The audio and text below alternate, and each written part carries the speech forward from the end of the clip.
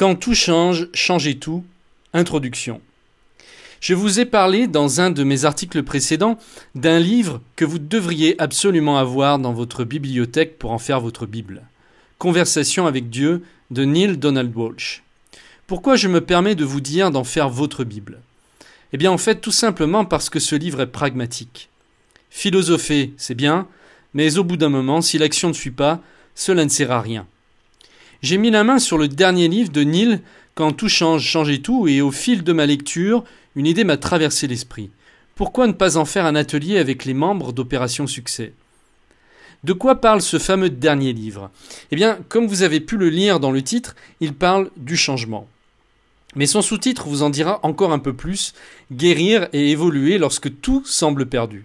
C'est parlant, non ? Ici, nous sommes dans le concret à 100%. Car qu'est-ce que la vie sinon une suite de changements perpétuels ?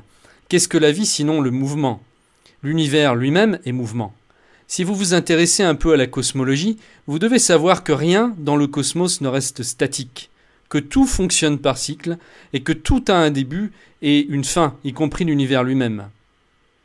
Les choses, les personnes, les situations ne peuvent jamais rester telles qu'elles sont indéfiniment, quelle que soit votre détermination et l'énergie que vous mettez à vouloir vous y accrocher.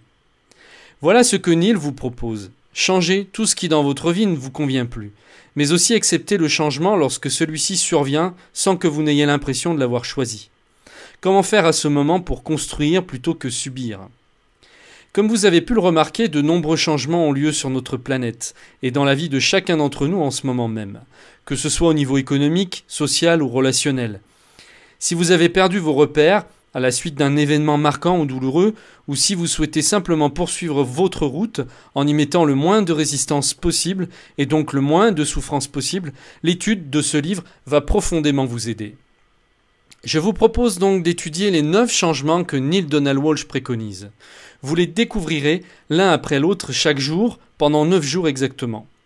Chaque changement mérite que l'on s'y arrête et si vous le voulez bien, qu'on en discute. Chacun sera libre d'intervenir pour faire part de ses idées et de son ressenti.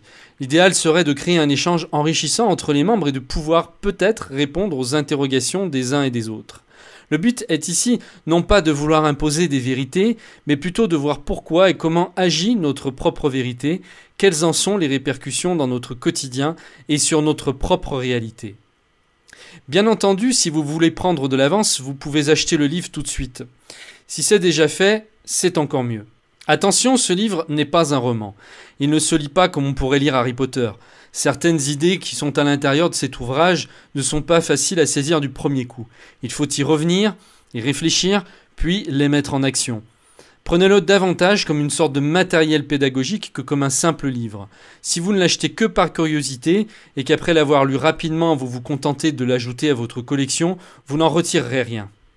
Je me suis d'ailleurs toujours amusé à observer ce qu'un film ou un livre peuvent susciter comme réactions différentes.